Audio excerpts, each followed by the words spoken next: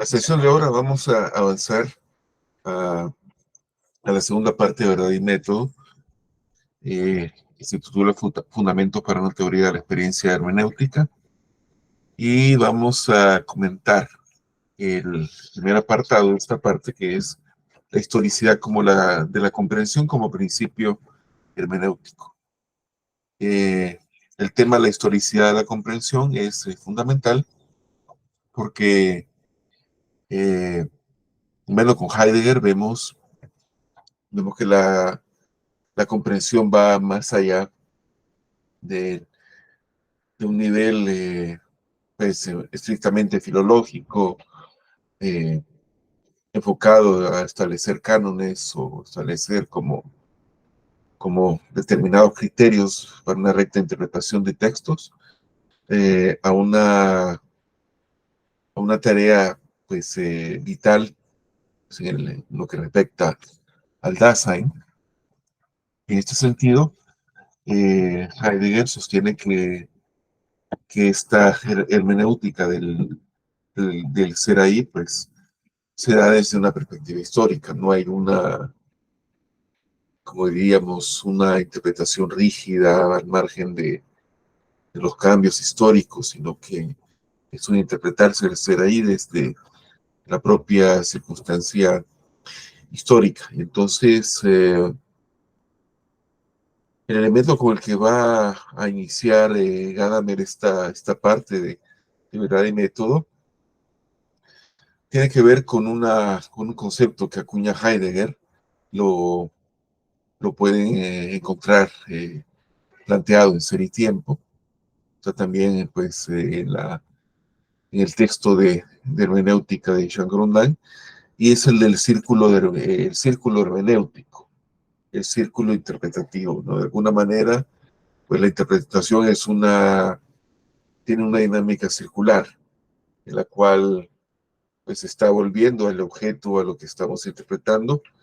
Y esto, como aclara en Heidegger, no se trata de un círculo vicioso, un círculo eh, sin una solución de continuidad, un círculo en que nos encontramos atrapados, sino que es importante, como dice Heidegger, introducirse, pues saber cómo introducirse en ese círculo.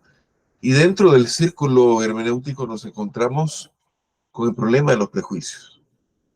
En ese sentido va a ser interesante, como un primer paso, eh, pues volver a Heidegger y analizar lo que él afirma de la preestructura de la comprensión, ¿verdad? Esto, bueno, algo ya hemos comentado cuando revisamos a Heidegger. Eh, para Gadamer, este tema, el tema de la preestructura de la comprensión, es decir, de las estructuras previas que posibilitan la comprensión, es un tema pues, importante que Heidegger desarrolla. Y desde esta perspectiva, para Gadamer, Heidegger se está metiendo por esta vía en la problemática de la hermenéutica y de la crítica histórica. Es decir, no se puede ver la hermenéutica y la crítica como cuestiones atemporales, sino que deben analizarse, deben de abordarse en su historicidad. Ese es el punto que le interesa a Gadamer. Es importante para Gadamer en este sentido, como la hermenéutica una vez está liberada de lo que él llama las inhibiciones ontológicas del concepto científico de la verdad, se puede recuperar desde la perspectiva hermenéutica la historicidad de la comprensión. Hemos visto, y lo pueden ustedes encontrar muy bien desarrollado, en verdad y método, cómo la hermenéutica tiene una especie de autoconciencia como una disciplina preceptiva. Dilthey va a elevar esta noción de la hermenéutica como una preceptiva, pues al decir que la hermenéutica es una especie de órgano de las ciencias del espíritu, es decir, una especie de instrumento, de herramienta para adquirir conocimiento, ¿no? Que esto es lo que significa esta palabra griega, órgano, y es pues, parte también de la tradición filosófica aristotélica con la que dialoga, pues en su momento Gadamer. Eh,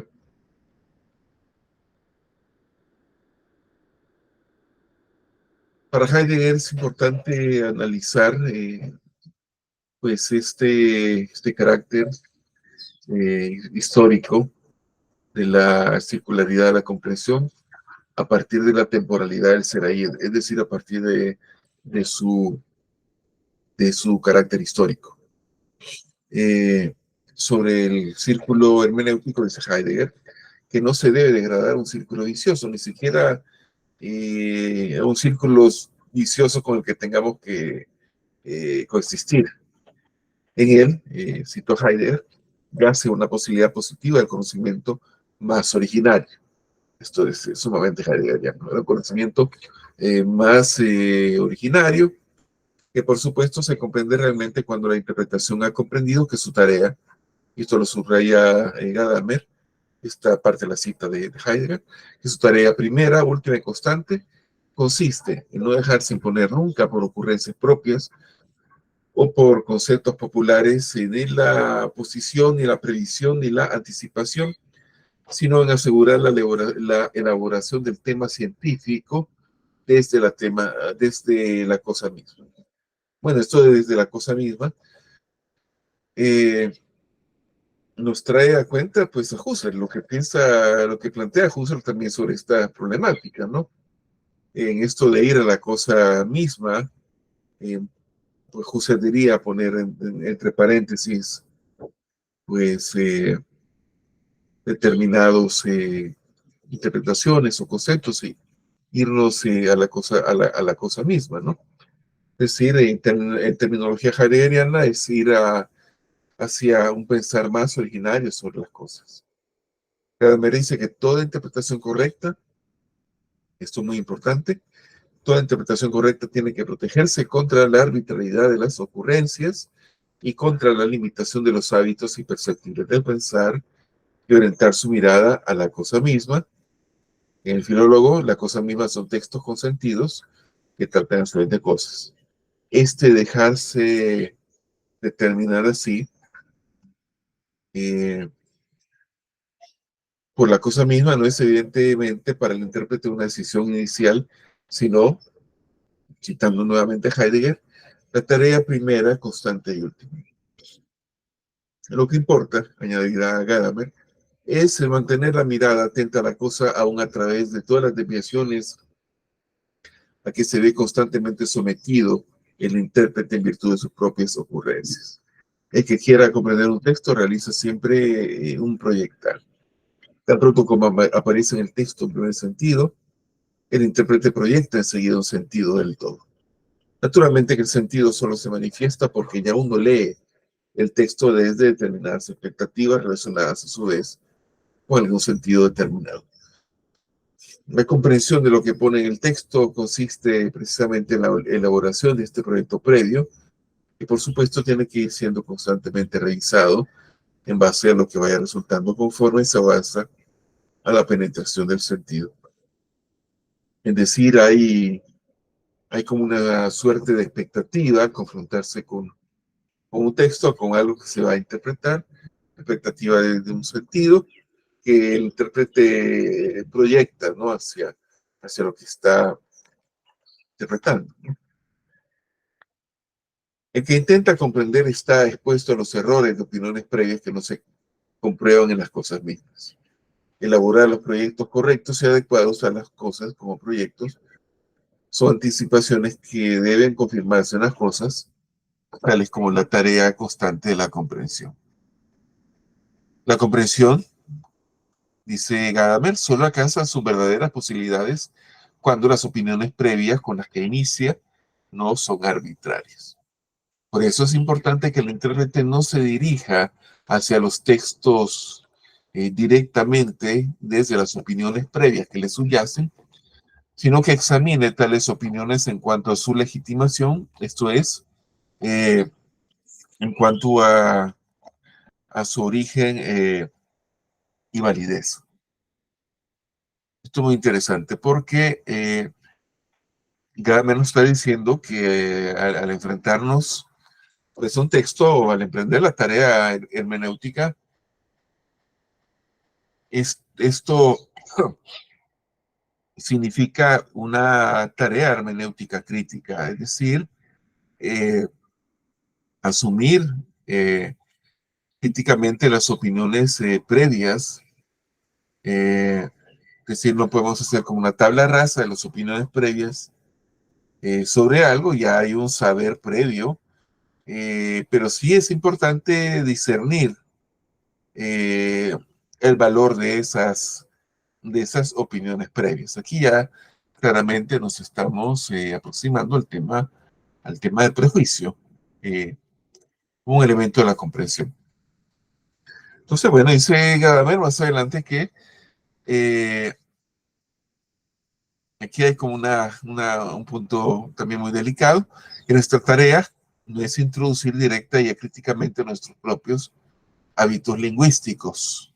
O en el caso de las lenguas extranjeras, aquel que se nos haya hecho familiar a través de autores o un ejercicio más o menos cotidiano. Por el contrario, reconocemos como tarea nuestra el ganar la comprensión del texto solo desde el hábito lingüístico del tiempo de su autor. Naturalmente, el problema es cómo debe satisfacerse esta exigencia general. Con esto, Gadamer nos está invitando a tener una especie de autoconciencia lingüística a la hora de enfrentarnos, eh, bueno, con textos históricos o contextos en otra lengua. Hay un hábito inconsciente de interpretarlos, bueno, desde los hábitos lingüísticos, es decir, desde nuestra tradición, ¿no? Desde nuestra eh, manejo propio del lenguaje, que es un manejo que se adquiere pues en un contexto histórico, ¿no? En un contexto lingüístico, en nuestro caso, desde la forma dialectal del castellano que se habla eh, en El Salvador en este momento histórico. Y entonces, bueno, ocurre, por ejemplo, en la traducción, ¿no? Cuando no somos como muy expertos o no estamos como muy familiarizados con una lengua extranjera. Eh, es el fenómeno que se llama el problema del falso amigo, de los falsos amigos. Es decir, en una lengua extranjera puede aparecer podemos encontrarnos con un término que se parece mucho a un término, una palabra similar en nuestro idioma. Y entonces tendemos a traducirlo, el término de esta manera. Sin embargo, pues en la lengua extranjera tiene otro significado, ¿no? Entonces lo que hemos hecho es interponer un determinado hábito lingüístico para traducir de una forma muy poco reflexiva, muy poco autocrítica con respecto a nuestros hábitos lingüísticos, eh, dicho término. Eh, no sé, no se me ocurre ahora algún ejemplo al respecto, pero nos encontramos con malas traducciones literales que hacemos cuando no estamos como muy familiarizados eh, con ese idioma extranjero, ¿no? Eh, También esto ocurre con ah,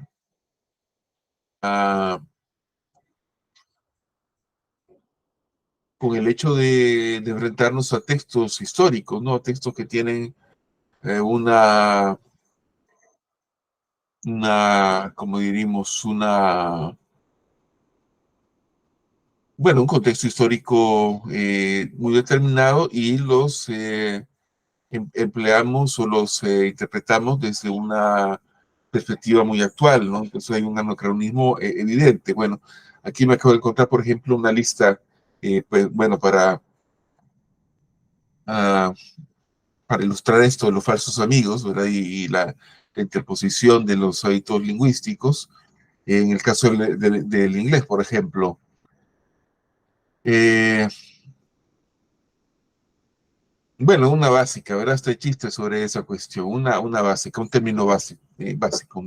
La palabra inglesa exit, que una traducción guiada por los hábitos lingüísticos diría, bueno, esto significa éxito, ¿verdad? Cuando sabemos que es salida, o por ejemplo, la palabra inglesa argument, que es discusión, y que podríamos traducir como argumento. Y, bueno, y ahí hay pues una cantidad de términos más.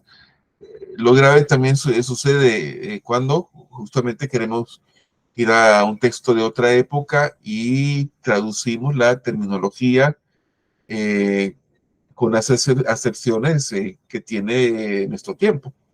Por ejemplo, la palabra arte, el concepto de arte. Una cosa es el concepto de arte desde la estética moderna y otra muy distinta, la noción de arte en la antigüedad griega y latina clásica, ¿no?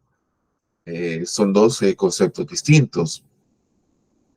Pero entonces leemos la palabra ars o techne, eh, pues al modo contemporáneo de arte y estamos queriendo decir una cosa completamente distinta, muy separada de lo que pues en el texto original eh, se pretende decir. Y bueno, en este sentido podemos encontrarnos también como hay eh, en esta tarea reconstructiva del texto y de la interpretación, pues un nivel de objetividad hermenéutica. Es decir, esto de ser muy autocríticos con nuestros hábitos lingüísticos o nuestros hábitos de pensamiento y tratar de entender el texto pues de una forma contextualizada sin caer por ello en la pretensión pues de los románticos en el sentido de querer entender qué era lo que realmente quería decir el autor, querer entenderlo mejor, ¿no? No se trata de eso, pero sí es importante pues ver que la cuestión de la objetividad también está comprendida en esta perspectiva hermenéutica. La cuestión de las preestructuras comprensivas que dice Heidegger, o de la comprensión previa, como dirán, pues como se dice en otras traducciones de los textos heideggerianos, tiene que ver con esta necesidad de discernir sobre las opiniones previas sobre los textos que estamos interpretando. Hay una carga negativa muy fuerte hacia los prejuicios, ¿no? Hacia los juicios anteriores. Gadamer recordará que esto es algo que proviene de la distorsión y es una especie de contradicción performativa, ¿no? Ese prejuicio contra todo prejuicio, ¿no? Y bueno, este problema va a llevar a la desvirtuación de la tradición. Aquí hay varios matices importantes que va eh, a introducir Gadamer en el texto, tanto sobre los prejuicios como acerca de la tradición. En primer lugar, eh,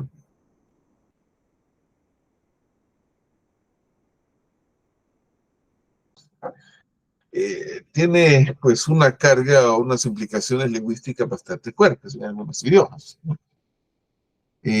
Bueno, en el nuestro, sin ir más lejos, ¿no?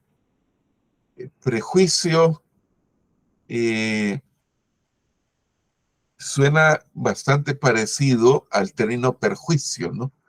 Prejuicio y perjuicio, pero bueno, en francés, como lo recuerda Gadamer, eh, pues habla precisamente de eso, ¿no? Una desventaja, un daño, eso es el prejudice, ¿no?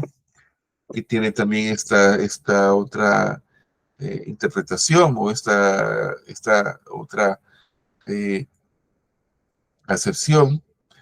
Y desde pues una perspectiva ilustrada, hablar de un prejuicio, es decir, de un juicio previo, pues a la confrontación con la cosa, necesariamente es un juicio falso.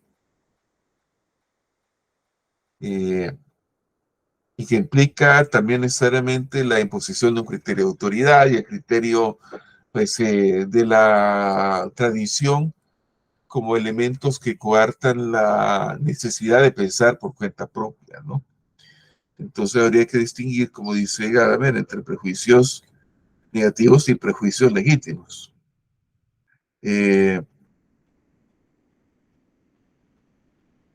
Tanto el vocablo nuestro, prejuicio, como en francés, préjugé o Vorurteil en alemán, habla de como de un juicio anterior.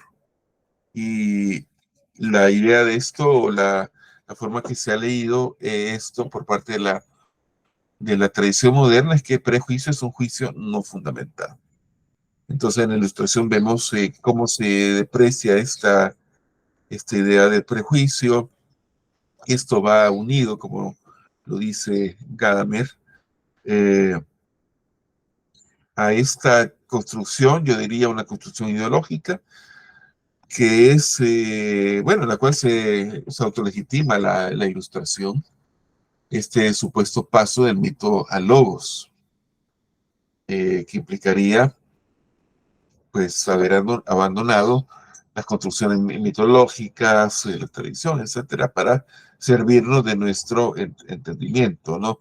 Un progresivo desencantamiento del mundo, como dice aquí, citando la expresión de Max Weber. Esta cuestión, bueno, resulta bastante cuestionable, ¿no?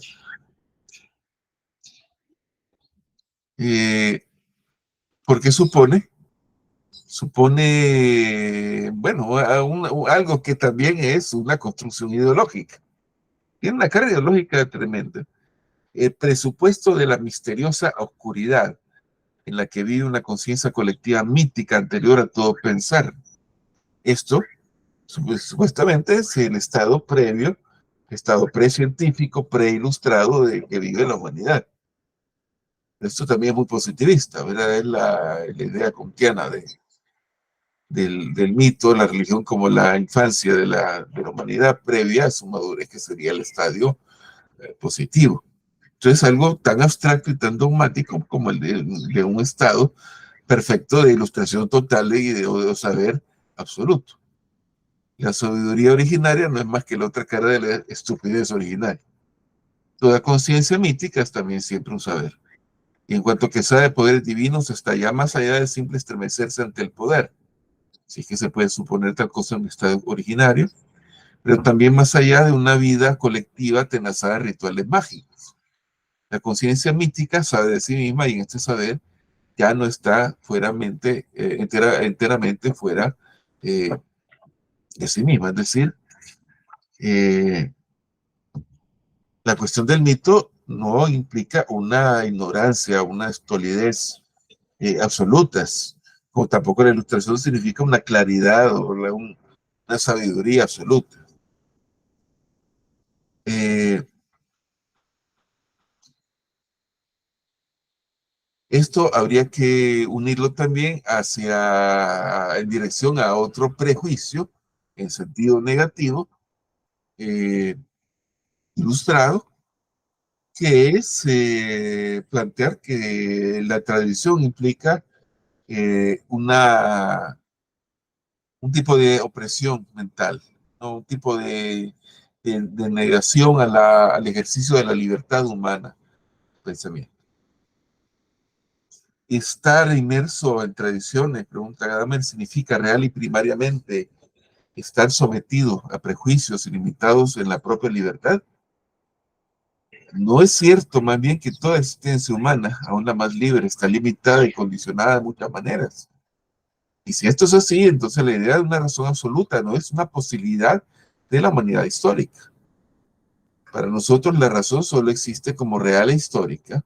Esto es, la razón no es dueña de sí misma, sino que está siempre referida a lo dado en lo cual se ejerce.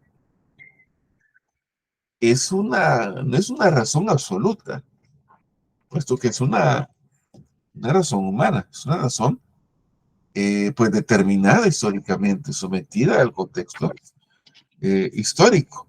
Entonces no es cierto que la ilustración sea la liberación total de la razón, como tampoco la tradición significa una, una claudicación del pensamiento libre. Más bien para Gadamer, la tradición y dentro de todo esto el prejuicio es una condición de la comprensión. Una primera cuestión que es importante en este punto es rehabilitar la autoridad y la razón. También aquí hay una simplificación bastante grande de parte de todo el discurso ilustrado, que se ubica evidentemente en el contexto de la lucha ideológica de la burguesía contra el antiguo régimen, ¿no?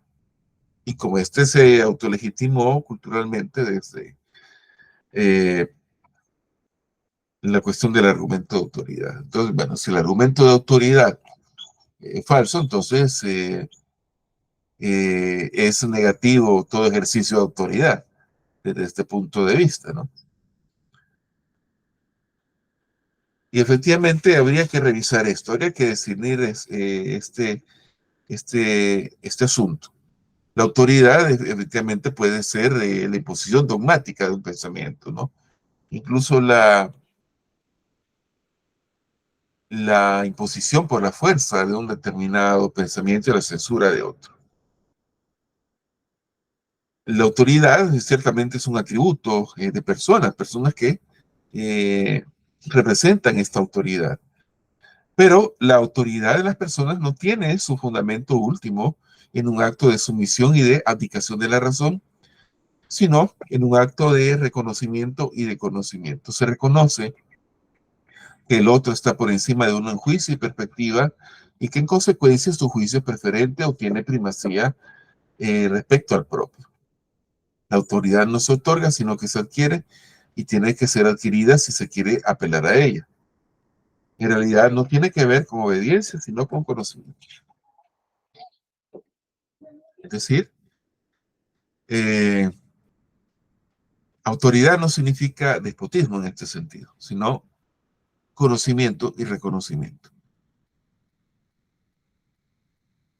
La autoridad que puede tener, por ejemplo, un especialista en una determinada materia, un determinado tema. La autoridad que tiene, por ejemplo, los miembros mayores de la familia. Se adquiere, bueno, se acude a ellos, se apela a su autoridad, a su criterio, a su conocimiento para dilucidar determinadas cuestiones, que son las sociedades tradicionales. Entonces no se trata de autoridad como sumisión o como pues, ejercicio autoritario del poder. Eh, Hay una nota al pie muy interesante de Gadamer sobre este asunto, que no se trata, bueno, que aclara, pues que no se trata de una sumisión al dirigente, ¿no? La fatídica frase, el partido o el Führer siempre tiene razón, no es falsa porque asuma la superioridad del dirigente, sino porque sirve para proteger la dirección por decisión del poder contra cualquier crítica que podría ser verdadera. La verdadera autoridad no necesita mostrarse autoritaria. Eh, es decir,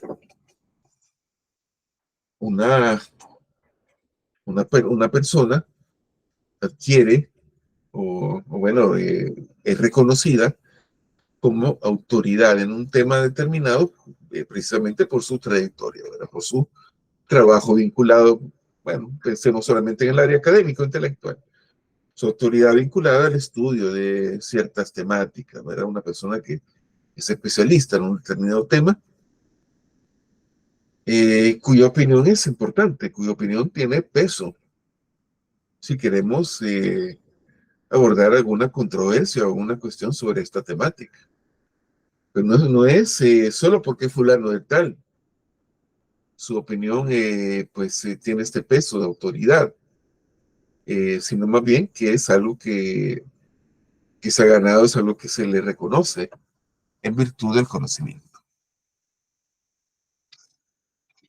Y en este sentido también es importante ver que dentro de esta cuestión de la autoridad, que como toda cuestión aquí se tiene que dilucidar bien, se tiene que discernir muy bien, está muy vinculada a la cuestión de la tradición.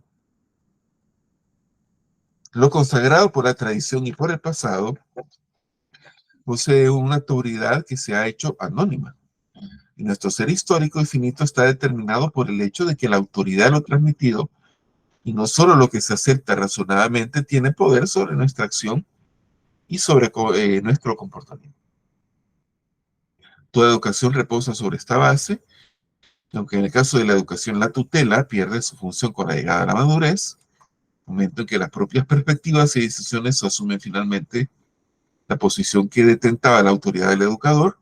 Este acceso a la madurez biográfica no implica en modo alguno que uno se vuelva señor de sí mismo en el sentido de haberse liberado de toda tradición y todo dominio por el pasado. La realidad de todas las costumbres es y sigue siendo ampliamente algo válido por tradición y procedencia. Las costumbres se adoptan libremente, pero ni se crean por libre determinación, ni su validez se fundamenta en esto. Precisamente es esto lo que llamamos tradición, el fundamento de su validez. Entonces, eso es un aspecto importante. Como la tradición es también algo que adquiere esta validez, pues en función de lo que la tradición porta en sí misma. Porta, podríamos decir, la sabiduría, la experiencia de una colectividad. No, claro, habrá que discernir, ¿verdad? Qué elementos adoptamos de la tradición, pero no podemos descartarla sin más. Eh, Además, si estamos hablando, eh, retomando un punto importante sobre la ciencia del avance científico, la ciencia avanza precisamente posibilitada por toda la tradición científica anterior. Incluso, pues hablar de ciencia ha implicado un proceso del pensamiento humano que va necesariamente a apoyarse pues en el estadio mítico del conocimiento. Como en ese estadio también hay un conocimiento que, bueno, históricamente se va acumulando, se va transmitiendo y, bueno, esto poco a poco dará pie a lo que hoy conocemos como conocimiento científico. Es también el criterio de lo clásico, ¿verdad? Lo clásico es lo que se mantiene frente a la crítica histórica porque su dominio histórico, el poder vinculante, su validez transmitida y conservada, va por delante de toda reflexión histórica y se mantiene en medio de esto. En el fondo, lo clásico no es realmente un concepto descriptivo en poder en la conciencia histórica objetivadora. Es una realidad histórica a la que sigue perteneciendo y estando sometida la conciencia histórica misma. Es decir, lo clásico, lo tradicional, es el punto de apoyo de la misma conciencia histórica.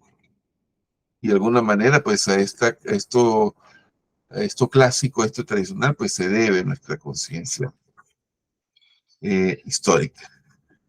Seguiremos analizando más adelante estas cuestiones. Entonces, bueno, es interesante ver acá cómo Gadamer recupera el valor del prejuicio, el valor de la tradición y de lo clásico como condiciones posibilitadoras de la tarea hermenéutica. Pero habrá que dar entonces un par de pasos más allá de ello. Seguimos entonces. Muchas gracias.